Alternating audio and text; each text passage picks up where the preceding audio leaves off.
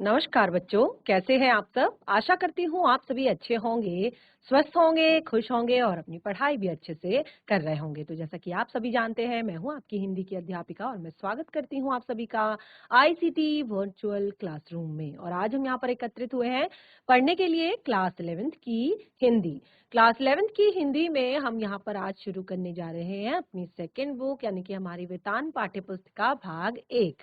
देखिए, हमने यहाँ पर अपनी आरोह पाठ्य पुस्तिका भाग 1 में कुछ चैप्टर्स जो है काव्य खंड से जुड़े हुए और कुछ चैप्टर जो है गद्य खंड से जुड़े हुए कर लिए हैं। और क्योंकि अब देखिए आपका जो समय है वो आपके यूटी यानी कि यूनिट टेस्ट का और साथ ही आपके हाफ ईयरली एग्जाम्स का नजदीक आने वाला है, तो हमें अपनी दोनों बुक्स साथ लेकर चलनी होंगी। तो आज हम अपनी सेकेंड बुक को स्टार्ट करेंगे, जिसमें हमारे काफी सारे चैप्टर्स ऐसे हैं जो इस बार कट भी हो गए हैं। तो आपको केवल जो यहाँ पर चैप्टर पढ़ाए जाएंगे, जो जरूरी चैप्टर्स हैं, वही आपने पढ़ने हैं।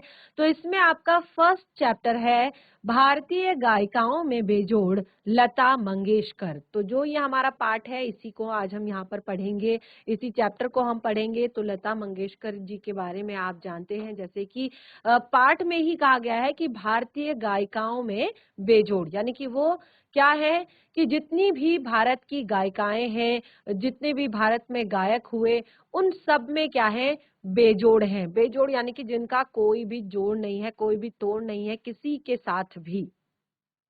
और देखिए, ये जो आपका चैप्टर है, इसमें संगीत का पूरा, उनके जीवन में संगीत का क्या महत्व रहा, किस तरह से उन्होंने अपने जीवन में संगीत को महत्व दिया, वो सारी बातें यहाँ पर बताई गई हैं। और ये चैप्टर यहाँ पर जो भारतीय आपके वाद्य यंत्र हैं, कुछ उनके बारे में भी यहाँ पर बताया गया है।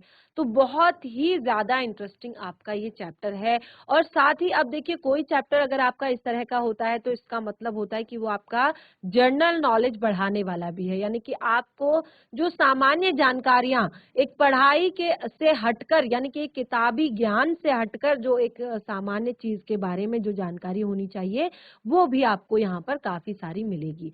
और दूसरी बात देखिए, हम आपका यहाँ पर सेकंड चैप्टर स्टार्ट करने जा रहे हैं, सेकंड बुक स्टार्ट करने जा रहे हैं। तो जो आपकी फर्स्ट बुक होती है, जैसे आपकी आरोह पाठ्य पुस्तिका भाग 1 है, उसमें क्या है कि आपको काव्य खंड भी पढ़ना है और आपको गद्य खंड भी पढ़ना है। लेकिन जो आपकी ये सेकंड बुक है, इसमें आपके केवल और केवल कुछ लेंथी चैप्टर्स हैं। इन पाठों को आपने पढ़ना है, यहाँ पर कोई भी ऐसा आपका काव्य खंड से रिलेटेड चैप्टर नहीं है।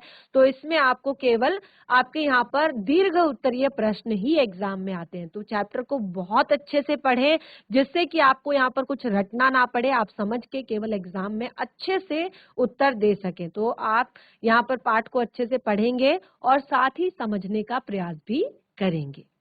तो ये है हमारा चैप्टर भारतीय गायिकाओं में बेजोड़ लता मंगेशकर, और ये पाठ लिखा गया है कुमार गंधर्व जी द्वारा। तो आप यहाँ पर देख रहे हैं कि जो कुमार गंधर्व जी हैं, उन्होंने अपने तरह से इस पाठ को लिखा है, यानी कि अपने आप से इस पाठ को लिखा है। तो देखिए, वो बताते हैं बरसों पहले, कुमार गंधर्व जी बताते हैं कि बरसों पहले की बात है, मैं बीमार था। ठीक है, मैं बीमार था और सहज ही रेडियो पर रेडियो लगाया और अचानक एक अद्वितीय स्वर मेरे कानों में गया। आपने देखा होगा पहले के समय में, आज से पहले के टाइम पे क्या होता था कि जब एक जो मनोरंजन का साधन हुआ करता था, आजकल तो हर घर में टीवी है, और अब तो मुझे लगता है कि टीवी देखने की जरूरत भी काफी लोगों को नहीं है, क्योंकि अब इंटरनेट है। तो फोन पे ही न्यूज आ जाती है, फोन पे ही मनोरंजन मूवीज आ जाती हैं, फोन पे ही सीरियल्स आ जाते हैं, फोन पे ही बहुत अलग अलग तरह के गेम्स आ जाते हैं। तो अब टीवी की भी जरूरत बहुत ज्यादा लोगों को नहीं है। और यूट्यूब और बहुत सारे ऐसे ऐप हैं जिनमें बहुत सारे सॉन्ग्स, गाने, चाहे वीडियो सॉन्ग, ऑडियो सॉन्ग्स। तो बिल्कुल एक तरह से अब तो कोई भी दिक्कत नहीं है कि इंसान कैसे अपना एक मनोरंजन करे। तो एक तरह से सोशल मीडिया जो है, इसने काफी ज्यादा, इंटरनेट जो है, इसने काफी ज्यादा इस तरह की जो क्रांति है वो लाई है। तो यहाँ पर जो कुमार गंधर्व जी हैं, वो बताते हैं बरसों पहले की बात है, बहुत समय, देखिए कब ये चैप्टर लिखा होगा और कब उन्होंने ये बात यहाँ पर बताई होगी कि बरसों पहले की बात है, मैं बीमार था और उस बीमारी में एक दिन मैंने सहज ही रेडियो चलाया। जब आप बीमार होते हैं तो देखिए ज्यादातर आपको बेड रेस्ट या रेस्ट के लिए कहा जाता है, और उस टाइम पे हम क्या हो जाते हैं, बहुत ज्यादा बोर हो जाते हैं।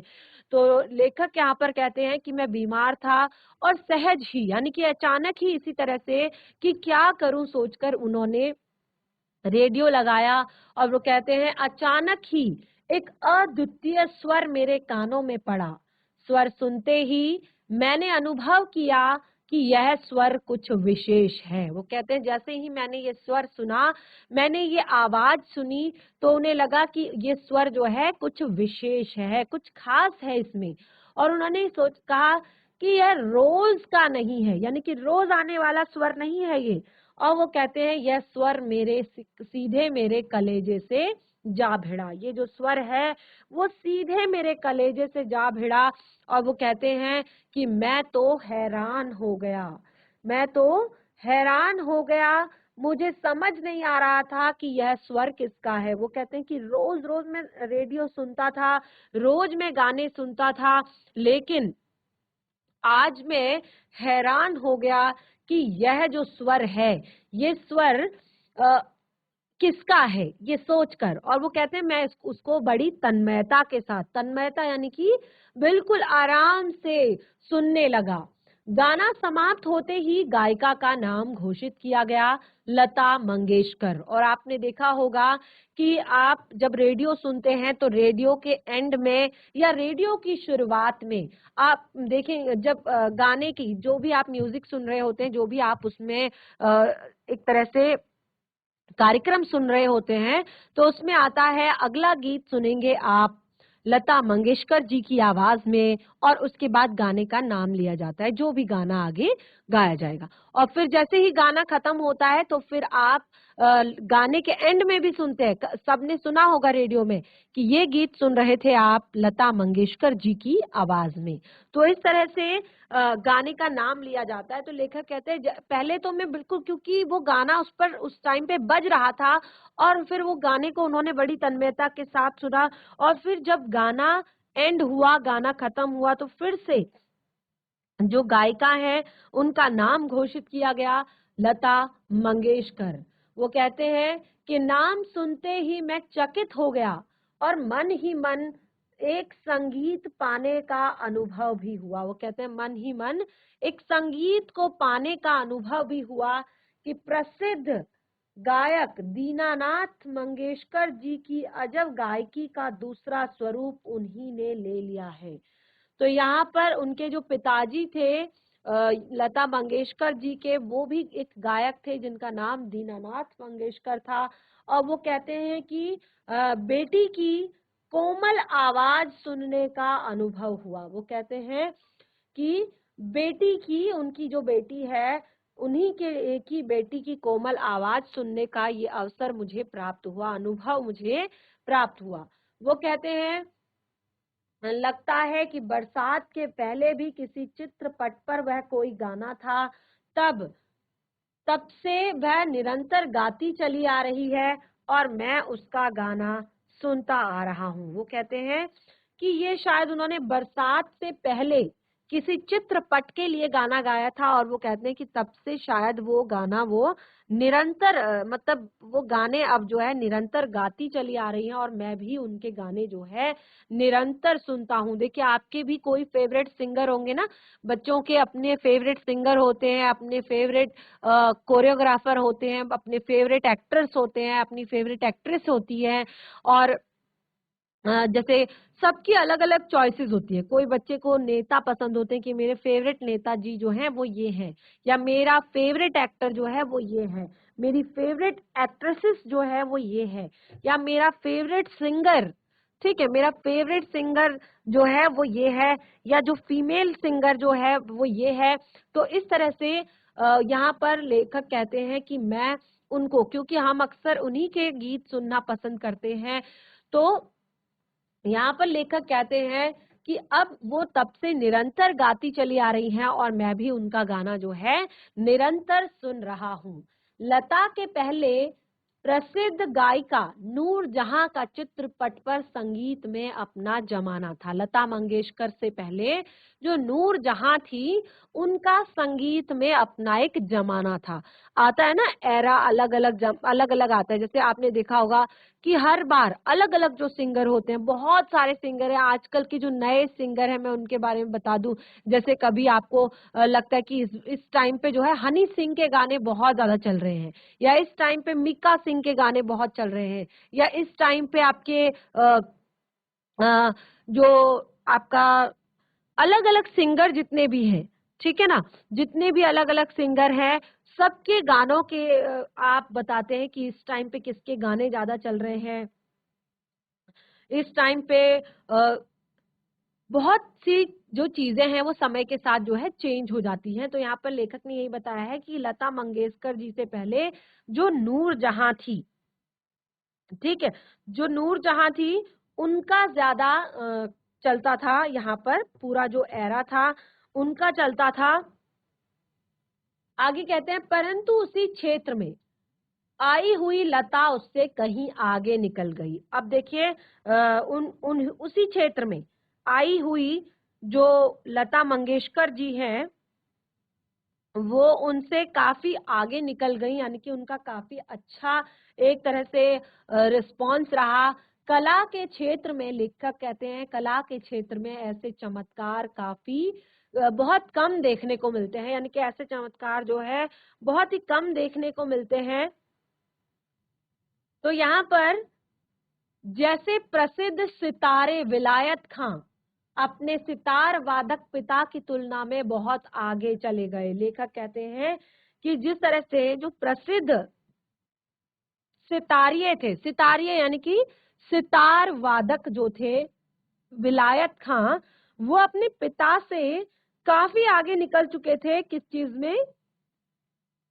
जो एक तरह से सितार जो बजाने की कला है उसमें, ठीक है। तो आपने यहाँ पर देखा होगा कि बहुत सारे ऐसे होते हैं लोग की जिनके ये चीजें समय के साथ, यानी कि पीढ़ी दर पीढ़ी चलती हैं, कि अगर उनका जो बच्चा है वो अगर एक्टर, अगर अगर पिताजी एक्टर हैं तो बच्चा उससे काफी अच्छा एक्टर हो जाता है या काफी ज्यादा फेमस हो जाता है। और कई बार जो अच्छे सिंगर अगर पिता हैं तो उसके बाद बच्चे का उनसे अच्छे बन जाते हैं, क्योंकि समय के साथ चीजें चेंज होती रहती हैं। समय की मांग जो है वो परिवर्तित होती रहती है, और उसके हिसाब से जो चलता है, उसके अनुसार जो चलता है। या एक तरह से देखा जाए तो आपने देखा होगा लता मंगेशकर जी के कई गाने ऐसे भी हैं कि हमें लगता है अच्छा ये गाना इन्होंने गाया है, या कई पुराने गाने ऐसे हैं कि हमें लगता है अच्छा ये गाना भी इनका है। तो उन्होंने क्या किया, टाइम के साथ उन्होंने बिल्कुल उनकी जो आवाज थी, उनका जो तरीका था गाने का, या उनका एक तरह से जिस तरह से वो गाती थी, तो बिल्कुल उन्होंने अपने आप को हमेशा समय के साथ मिलाए रखा, तो वो काफी आगे जो है निकल गई। तो इस तरह से यहाँ पर बहुत सारे और भी जो सिंगर्स हैं, बहुत सारे और भी लोग हैं यहाँ पर। तो यहाँ पर लेखक कहते हैं, मेरा स्पष्ट मत है कि भारतीय गायिकाओं में लता के जोड़ की गायिका नहीं हुई, और इसीलिए उन्होंने चैप्टर का नाम दिया है भारतीय गायिकाओं में बेजोड़ लता मंगेशकर। तो अब देखिए, वो कहते हैं कि मेरा मत स्पष्ट है, मेरा मत जो है क्लियर है कि भारतीय गायिकाओं में लता का जोड़, लता मंगेशकर का जो जोड़ है वो किसी के साथ भी नहीं हुआ है। उनके कंपटीशन का आज तक कोई भी दूसरा नहीं हुआ है। लता के कारण, वो कहती हैं कि कहते हैं कि लता के कारण चित्रपट का जो संगीत है, जो फिल्मी जो संगीत है, उसको विलक्षण लोकप्रियता हासिल हुई। लता मंगेशकर के कारण ही जो ये फिल्मी संगीत है, इसको विलक्षण लोकप्रियता, यानी कि काफी ज्यादा लोकप्रिय हुआ, काफी ज्यादा लोकप्रिय ये संगीत हुआ फिल्मी जगत का। यही नहीं, लोगों का शास्त्रीय संगीत की ओर देखने का दृष्टिकोण भी एकदम बदला। अब लेखक कहते हैं, छोटी बात कहूंगा, पहले भी घर घर छोटे बच्चे गाया करते थे, पर उस गाने में आजकल घरों में सुनाई देने वाले बच्चों के गानों में अंतर हो गया है। आजकल नन्हे मुन्ने भी स्वर में गुनगुनाते हैं। क्या लता का इस जादू के काल क्या लता का इस जादू का कारण नहीं है? कोकिला का स्वर निरंतर कानों में पड़ने लगे तो कोई सुनने वाला भी उसका अनुकरण जरूर करने लगेगा। तो यहाँ पर लेखक कहते हैं कि आज के टाइम में, आज के समय में देखिए कई लोग, अब जैसे मैंने आपको बताया ना कि सबके कुछ ना कुछ आइडल होते हैं, सबके कुछ ना कुछ आइडल होते हैं कि नहीं मुझे ये एक्टर पसंद है, या मुझे एक्टिंग करना पसंद है, मुझे इसकी तरह हेयर स्टाइल रखना है, मुझे इसकी तरह अपने कपड़ों का स्टाइल रखना है, मुझे इसकी तरह अपना एक तरह से बात करने का तरीका रखना है, और फिर उनको कॉपी करने लगते हैं, हर चीज में उनको कॉपी करने लगते हैं। तो अब आप जब देखेंगे कि इतना ज्यादा फेमस, इतना ज्यादा प्रसिद्ध जब यहाँ पर लता मंगेशकर जी हुई, तो उस टाइम पे जो लोग थे, जो उनको अपना आइडल मानते थे, जो उनको अपना एक तरह से फॉलो करते थे, तो उन्होंने क्या किया कि जैसे होता है ना कि जब इतना सुंदर संगीत उनका निकल रहा है, जब आपने देखा होगा कोई आपका फेवरेट गाना होता है ना, अगर आपका कोई फेवरेट सॉन्ग अगर बज रहा है तो आप उसको गुनगुनाए बिना नहीं रह पाते, भले ही आपकी आवाज उस लेवल की ना हो, लेकिन आप फिर भी उसको गुनगुनाए बिना नहीं रह पाते हैं, आप उसको जरूर गाते हैं। ठीक है, तो यहाँ पर भी यही हुआ कि जो लता मंगेशकर जी हैं, उस टाइम पे उन्होंने एक तरह से बिल्कुल विलक्षण लोकप्रियता इस चित्रपट के संगीत को दी। अब जो घरों में जो छोटे बच्चे थे, जो उनको लोग फॉलो करते थे, उन्हें पसंद करते थे, वो क्या करते थे कि अब स्वर में गाने की कोशिश करते थे कि हम भी उन्हीं की तरह स्वर में गाएंगे, और उन्हीं को एक तरह से फॉलो करते थे। तो यहाँ पर आप आगे देखेंगे कि ये चीजें स्वाभाविक भी हैं, जैसे मैंने आपको बताया कि ये चीजें स्वाभाविक होती हैं कि जब आप किसी को पसंद करते हैं, जब आप किसी के फैन होते हैं, तो आप उसको फॉलो करने लगते हैं। तो वो कहते हैं कि ये स्वाभाविक भी है। चित्रपट संगीत के कारण सुंदर स्वर मल्लिकाएं लोगों के कानों पर पड़ रही हैं, और संगीत के विविध प्रकारों से उसका परिचय हो रहा है। और देखिए सबसे मेन चीज होती है कि एक होता है संगीत को सुनना, और एक होता है उसको समझना और उसकी रिस्पेक्ट करना। ठीक है, तो ये चीज वही कर सकता है जिसको इसके बारे में नॉलेज हो, इसके बारे में ज्ञान हो। तो संगीत के विभिन्न विविध प्रकारों से उनका जो परिचय है वो हो रहा है, और उसका स्वर ज्ञान बढ़ रहा है, यानी कि उनका स्वर ज्ञान जो है बढ़ रहा है। सुरीलापन क्या होता है, इसकी समझ अब सब में होती जा रही है, और तरह तरह की लय और उसके प्रकार भी अब सुनने लग पड़े हैं, और आकार युक्त लय के साथ उसकी जान पहचान होती जा रही है। साधारण प्रकार के लोगों को भी उसकी सूक्ष्मता समझ आने लगी है। इस सब का श्रेय जाता है लता जी को, यानी कि उन्होंने इतना ज्यादा इस जो चित्रपट संगीत है उसको इतना ज्यादा उन्होंने फेमस कर दिया, इतना ज्यादा प्रसिद्ध उन्होंने कर दिया कि अब जो है लोग भी, यानी कि सामान्य जो लोग हैं वो भी संगीत को समझने लगे हैं, उनके अंदर भी संगीत की समझ होने लगी है, संगीत के प्रकारों को वो जानने लगे हैं, और एक तरह से लय लय में गाना क्या होता है, सुर में गाना किसे कहते हैं, वो सारी चीजें जानने लगे हैं। अब आगे कहते हैं, इसी प्रकार उसने नई पीढ़ी को भी नई पीढ़ी के संगीत को भी संस्कारित किया है, और सामान्य मनुष्य में संगीत विषयक अरुचि पैदा करने में बड़ा हाथ बटाया है। अब संगीत विषयक जो सामान्य मनुष्य है उनमें संगीत विषयक अभिरुचि पैदा करने में भी बहुत ही बड़ा श्रेय एक तरह से लता मंगेशकर जी को जाता है। संगीत की लोकप्रियता, उसका प्रसार और अभिरुचि के विकास का श्रेय लता को ही देना पड़ेगा। लेखक कहते हैं कि संगीत में विषयक अभिरुचि, यानी कि संगीत आपने देखा होगा कि आजकल विद्यालयों में संगीत भी आपका एक सब्जेक्ट है, म्यूजिक। ठीक है, एक सब्जेक्ट है। बड़े बड़े अब देखिए आप बहुत अलग अलग जगहों पे म्यूजिक सेंटर खुल गए हैं, वहां पर जाके आप म्यूजिक सीख सकते हैं। देखिए पहले क्या होता था, केवल आर्ट एंड क्राफ्ट यानी कि कौशल विकास, ये सारी चीजों पर ध्यान दिया जाता था। अब देखिए आप अलग अलग जब आप जाते हैं स्कूलों में तो वहां पे आपको लैंग्वेजेस भी सिखाई जाती है, वहां पर आपको डांस भी सिखाया जाता है, वहां पर आपको म्यूजिक आपकी क्लास भी होती है। तो ऐसा नहीं है कि एक तरह से विषयक ज्ञान कि अब आपको इसको पूरा अच्छे से सीखना पड़ेगा शुरुआत से। ऐसा नहीं कि आपने केवल 2 स्वर अच्छे गा दिए, 2 स्वर अच्छे निकाल दिए तो आप एक संगीतज्ञ हो गए। आपको इसकी बारीकियां सीखनी होंगी और इसमें एक तरह से पूरा इसकी जो आकार युक्त लय जैसा कहा गया है ना कि किस तरह से इसको आकार दिया जाता है, वो सारी चीजें यहाँ पर आपको सीखनी पड़ेंगी और इन सब का श्रेय जाता है लता मंगेशकर जी को। अब यहाँ पर लेखक कहते हैं, सामान्य श्रोता को अगर आज लता जी की ध्वनि मुद्रिका अर्थात जो उनकी स्वर लिपि है, स्वर लिपि यानी कि जिस तरह से वो स्वर लिखती हैं, ठीक है, जो सामान्य श्रोता है उनकी लता मंगेशकर जी की जो ध्वनि मुद्रिका है और शास्त्रीय गायकी की ध्वनि मुद्रिकाएं जो सुनाई जाएं तो वो लता जी की ध्वनि मुद्रिका को ही पसंद करेगा। यानी कि एक तरह से शास्त्रीय संगीत को अगर उन्हें सुनाया जाए या लता जी की ध्वनि मुद्रिका को, ध्वनि जो लिपि है कि किस तरह से वो गाने लिखती हैं, किस तरह से वो गाने गाती हैं, तो आज का जो मनुष्य है वो तो हमेशा लता जी की ध्वनि मुद्रिकाओं को ही पसंद करेगा।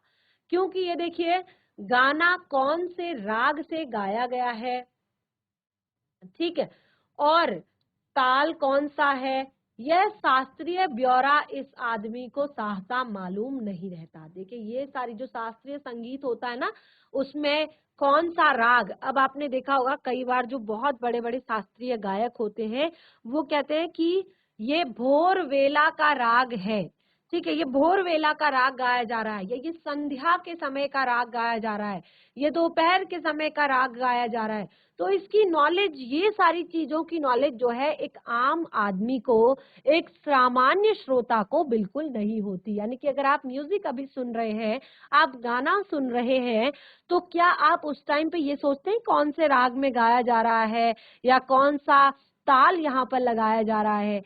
तो इससे एक तरह से इससे उसको कोई मतलब नहीं रहता। यानी कि इन सब चीजों से उसे कोई मतलब नहीं। और कि राग मालकोस यानी कि भैरवी थाट का राग है जिसमें रे और प वर्जित हैं, इसमें सारे स्वर कोमल लगते हैं, यह गंभीर प्रकृति का लोकप्रिय राग है। अब देखिए इतनी सारी चीजें अगर हमें समझनी है, एक सामान्य श्रोता को अगर इतनी सारी चीजें समझनी है तो उसको शास्त्रीय संगीत को पढ़ना होगा, शास्त्रीय संगीत को सीखना होगा, तभी वो ये सारी चीजें जान पाता है। मालकोस और ताल त्रिताल, ताल त्रिताल का क्या अर्थ है? यह 16 मात्राओं का ताल है और इसमें 4-4 मात्राओं के 4 विभाग होते हैं। अब देखिए ये पूरी चीजें आपकी समझ से बाहर होंगी या हमारी समझ से भी बाहर है, क्योंकि ये बिल्कुल एक शास्त्रीय संगीत की लैंग्वेज है, ठीक है। अब देखिए कई बार होता है ना कि हम कोई ऐसी चीजें होती जिसको हम बिल्कुल नहीं समझ पाते, अगर हम उसको नहीं पढ़ रहे हैं, अगर हमने उसको कभी नहीं जाना है तो वो हम नहीं समझ पाते। अब देखिए कि ये 16 मात्राओं का ताल है और इसमें 4-4 मात्राओं के 4 विभाग होते हैं, ये चीजें सब शास्त्रीय संगीत में होती हैं। तो वो कहते हैं कि तो उसे चाहिए कि वह मिठास जो उसे मस्त कर दे, जिसका वह अनुभव कर सके, और यह स्वाभाविक है। यानी कि अगर आप संगीत सुन रहे हैं, कई बार होता है कि हम बहुत ज्यादा प्रेशर में होते हैं, बहुत ज्यादा हमारा जो दिमाग होता है वो बहुत ज्यादा प्रेशर में होता है और हम सोचते हैं कि चलो एक गाना सुन लेते हैं, और आप एयरफोन लगाकर, हेडफोन लगाकर या ऐसे भी कोई गाना अगर सुनते हैं, काफी हद तक आपका मूड जो है वो रिलैक्स हो जाता है, थोड़ा सा आपको एक तरह से रिलैक्सेशन मिल जाती है। तो यहाँ पर अगर आप उसमें ताल ढूंढने लगे, अगर आप उसमें राग ढूंढने लगे, तो ये सारी चीजें पॉसिबल नहीं है। तो एक तरह से जो आपको मीठा लगे, जो आपको मस्त कर दे और जिसको आप अनुभव कर सके, वह स्वाभाविक है। और ऐसी चीजों को, क्योंकि जिस प्रकार मनुष्यता हो तो वह मनुष्य है, वैसे ही अगर गानपन हो, गानपन अर्थात गाने का ऐसा अंदाज जो आदमी को भाव विभोर कर दे, तो वही संगीत है। और लता जी का कोई भी गाना लीजिए तो उसमें 100% गानपन आपको मौजूद मिलेगा। तो इस तरह से आपने देखा, आज हमने यहाँ पर अपना फर्स्ट चैप्टर स्टार्ट किया है, भारतीय गायिकाओं में बेजोड़ लता मंगेशकर। तो किस तरह से उन्हें भारतीय गायिकाओं में बेजोड़ कहा गया है, और साथ ही किस तरह से यहाँ पर अंतर बताया गया है कि एक जो शास्त्रीय संगीत होता है और एक जो सामान्य गीत, जो एक तरह से जिसने चित्रपट के इस संगीत को इतनी पॉपुलैरिटी दी, इतनी एक तरह से लोगों में इसको इतना सामान्य किया, तो वो सारा श्रेय भी यहाँ पर लता मंगेशकर जी को दिया जा रहा है। चैप्टर हमारा काफी इंटरेस्टिंग है, काफी सारी चीजें हमें यहाँ पर सीखने को मिलेंगी, तो हम इसे कंटिन्यू करेंगे अपने नेक्स्ट सेशन में। आज जितना पढ़ा है उसको घर पर एक बार रिवाइज करें। तब तक के लिए धन्यवाद। आपका दिन शुभ हो।